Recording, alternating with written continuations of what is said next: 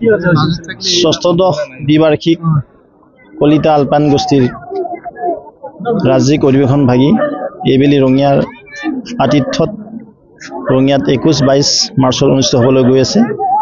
সেই নিমিত্তে আজি কলিতা আলপাইন গোষ্ঠীৰ সন্মানীয় সভাপতি সম্পাদক বিষয়ববীয়াসকল লগতে আমাৰ যিখন ইয়াত অধিৱেশন হ'বলৈ গৈ আছে এই অধিৱেশন ভাগি সৰ্বাংগ সুন্দৰ কাৰণে আৰু সৰ্বাংগ সুন্দৰভাৱে সমাপন কৰাৰ কাৰণে এখন উচ্চস্তৰীয় আৰচি অৰ্থাৎ ৰিচিপশ্যন কমিটি অভ্যৰ্থনা সমিতি গঠন কৰা হৈছিলে।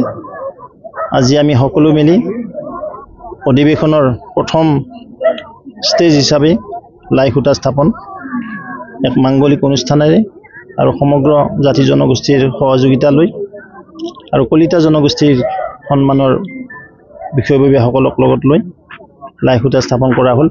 আৰু আজিৰ এই পবিত্ৰ সময়ত আমি প্ৰভুৱন্তৰ ওচৰত প্ৰাৰ্থনা জনাইছোঁ এই অধিৱেশন ভাগি সৰ্বাংগ সুন্দৰ হওক, এক মাইলৰ খুঁটা হিচাপে পৰিণত হওক, তাকে কামনা কৰিছোঁ।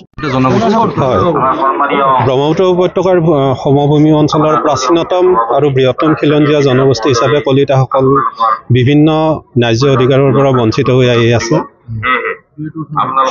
গোষ্ঠীভিত্তিক সংৰক্ষণ ব্যৱস্থাৰ যোগেদি আমাৰ জনগোষ্ঠীটোক প্ৰজন্মে পংগু কৰি অহা হৈছে আৰু এই অন্যায়ৰ বিৰুদ্ধে সংঘবদ্ধ কৰাৰ বাবে জনগোষ্ঠীটো সদৌ অসম কলিতা আলপাইন জনগোষ্ঠীয়ে বিগত 38 বছৰে কাম কৰি আহিছে আৰু তাৰে এক বৃহৎ পদক্ষেপ আগন্তুক ষষ্ঠদশ দ্বিবাৰ্ষিক ৰঙিয়া অধিৱেশন হ'ব, যি অধিৱেশন মাৰ্চ মাহৰ 21-22-23 তাৰিখে 3 দিনীয়া কাৰ্যসূচীৰে অনুষ্ঠিত হ'বলৈ গৈ আছে।